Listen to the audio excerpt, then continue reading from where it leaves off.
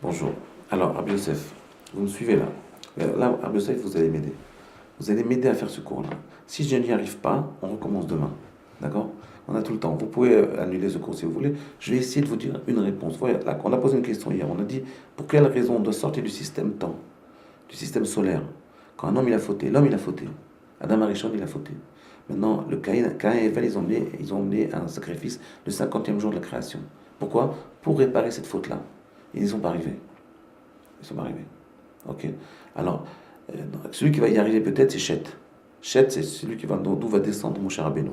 Chet, c'est celui où Shtat, le monde, il a été recréé à partir de Chet. Chet, c'est-à-dire Ushtat. C'est la pierre angulaire, c'est la pierre angulaire de la création. De Chet va venir toute l'humanité. On a écouté bien. Donc mon premier est comme ça. Pourquoi 50 jours? Pourquoi 50 jours pour effacer la faute d'Adam Arishon? C'est quoi ce système de 50 jours dans lequel on continue à vivre aujourd'hui? Pour venir à Tamit Racham, il faut sortir du temps solaire, entrer dans le temps du 50e jour. D'accord? Pourquoi? Alors on a répondu hier une réponse. On a dit comme ça. On a dit parce que le compte du Homer, c'est le compte qui va me permettre de passer du système des jours, qui est le système solaire, au système des semaines, qui est un système humain. Pourquoi c'est humain? Parce que c'est un système qui a été créé par l'homme, pour l'homme. Qu'est-ce que ça veut dire? Ça veut dire que l'homme, il va prendre chaque jour de la semaine, Sheshet Yamim Ta'aseh Kol Melartecha, 6 jours tu vas travailler, tu vas faire tout ton travail, et le 7e jour, Beyom HaShevi'i, Shabbat Vainafash, le 7e jour, tu vas te réaliser. D'accord? Tu vas devenir toi-même. Shabbat Vainafash. Tu vas être ton nefesh. Ok? Tu vas te réaliser toi-même. On traduit ça par repos. Mais c'est pas le repos. Ok. Maintenant, écoutez bien. C'est quoi ces 50 jours-là? Pourquoi il faut se reposer ça? Pourquoi il faut passer d'un système solaire à un système de l'humain? 7 fois cette semaine et après 7 fois 50 jours. Pourquoi ça? Alors écoutez bien. On va essayer de l'expliquer comme ça. Je vais essayer. Si j'y arrive pas, on recommence. Regardez. Regardez, Rabbi Yosef. Vous savez que, toujours j'ai ramené dans la fin du traité de Makot, on nous dit que les Tariad Mitzvot, les 613 Mitzvot, elles sont Keneged, 613 éléments du corps humain. Comme ça, le Nefesh Hachem, il explique aussi dans le Raphaël Vologinaire, il explique dans Shav Aleph, dans le premier char, le premier chapitre du Nefesh Hachem, d'accord? Il explique et il dit que ça veut dire que les 613 mitzvot, elles correspondent aux 613 organes du corps. Ramach et Vorim, Kenegel Ramach mitzvat assez, qu'il y a Ramach 248 mitzvot positives, Keneged, qui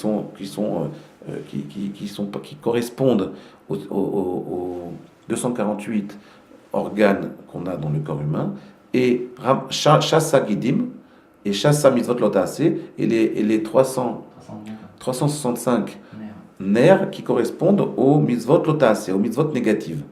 Ok? Qu'est-ce que ça veut dire ça? Alors on comprend, c'est ça qu'il faut compter, là, vous avez compté là maintenant, que maintenant il y a 365 nerfs. Qu'est-ce qu'il dit le texte là? Il y a 360 nerfs, il y a des milliards de nerfs. Combien il y a de neurones? 365 neurones. Vous avez compté combien de neurones? Quand vous dites ça au médecin, il rigole. Alors qu'est-ce que ça veut dire, il y a 365 nerfs qui correspondent aux 365 mitzvot lotas? On parle de principe. C'est possible qu'il y ait 365 troncs nerveux. C'est possible ça. J'ai pas fait les calculs, mais c'est pas ce qui nous intéresse. C'est pas qu'il y ait... Et même si c'est vrai, c'est sûrement vrai d'ailleurs au niveau des troncs nerveux. Mais qu'est-ce qu'on apprend de là? Si la Torah nous le dit, si la Gemara nous le dit, c'est qu'on a un enseignement très important à apprendre de là. Je vais vous dire, le Nefesh Hachaim, dans le premier chapitre, il donne une réponse. Il dit qu'est-ce que ça veut dire? Ça veut dire que chaque acte de l'humain, du fait que chaque organe correspond à une mitzvah, chaque acte de l'humain, chaque mitzvah positive ou mitzvah négative de l'humain, elle va avoir une répercussion dans le monde. C'est ça que ça veut dire. Ça veut dire que de la même façon que les mitzvot, elles ont un parallèle dans l'humain, l'humain, il a un parallèle dans le monde. On dit que l'homme, il est comme ça, il dit le Nefesh Haim, il dit que l'homme, il est le centre du monde. Quand Dieu a créé l'homme, il est le centre du monde. Comment il a fait pour être le centre du monde? C'est-à-dire pour avoir une influence sur le monde. Comment il a fait? Eh bien, l'homme, c'est un microcosme de toute la création. Dans l'humain, il y a le Olam Hazé, le Olam Haba, le monde futur, le monde matériel, le monde spirituel. Tous les mondes de la création ont été inclus en microcosme dans l'humain. Ça veut dire, c'est pareil tout ça. Pourquoi? C'est ça que ça veut dire. Et pourquoi? Pour nous dire, maintenant, si toi tu réalises ces 613 mitzvot, donc ça veut dire que ces 613 mitzvot, elles ont un parallèle dans l'humain, dans le corps humain au niveau matériel. Et donc chaque acte que tu vas faire, elles vont avoir une répercussion dans le monde. C'est ça que ça veut dire. Vous êtes d'accord avec ça, Rabbi Yosef? Ok? Maintenant, qu'est-ce qui s'est passé? C'est comme ça que Dieu, c'est comme ça que Dieu il a créé le monde à l'origine. C'est comme ça que Dieu il a créé l'homme à l'origine. C'est-à-dire il a créé un monde. Après, il a créé à la fin l'homme, qui était un microcosme de toute la création. Et il a mis dedans tout ce qu'il y a dans la création, il a mis dans l'homme. Et après, qu'est-ce qu'il a fait? Eh bien, il le dit maintenant, voilà. Maintenant, c'est toi qui as la clé de la création. Chaque acte que tu vas faire, tu vas faire une mitzvah, alors tu vas apporter un impact positif sur le monde. Tu vas faire une avéra, tu vas créer un impact négatif sur le monde. Ok. Ça, il lui a dit. À l'origine, le mal, il n'était pas en l'homme. Il était symbolisé par le serpent. Ok. Avant la faute, je parle. Alors, normalement, l'homme, à chaque acte qu'il devait faire, ça devait être qu'un acte positif, parce que le mal n'était pas en lui. Donc, il ne pouvait pas faire de la vérote. Il avait une possibilité d'introduire le mal en lui. Il avait un libre arbitre de ça, de manger du fruit défendu. Mais en réalité, ce que je dis, c'est le Nefesh Haim qui le dit. Mais il avait en lui que la possibilité de faire des mitzvot pour pouvoir avoir un impact, améliorer la création du monde, être associé, si vous voulez, à Dieu dans la création. Quel problème?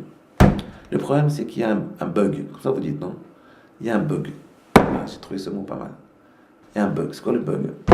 C'est que l'homme, il a fait une faute. Et il a fracassé ce principe. Vous comprenez, Rabbi Yosef? L'homme, maintenant, du fait qu'il a fauté, il a mangé du fruit défendu, donc il a créé un bug dans toute la création. Maintenant, ce principe, il est vrai, mais il n'est pas complètement vrai.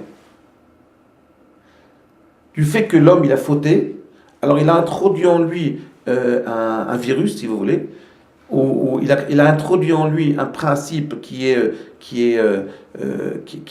perturbateur. Et donc, tous les actes qu'il va faire, ils ne sont plus connectés avec la création. Ils se déconnectent de la création. La faute, il sort l'homme de la création. Il est devenu... c'est pour ça qu'il meurt. Il sort l'homme de la création. Et nous, tout ce qu'on demande maintenant, c'est de revenir à un niveau de libre arbitre.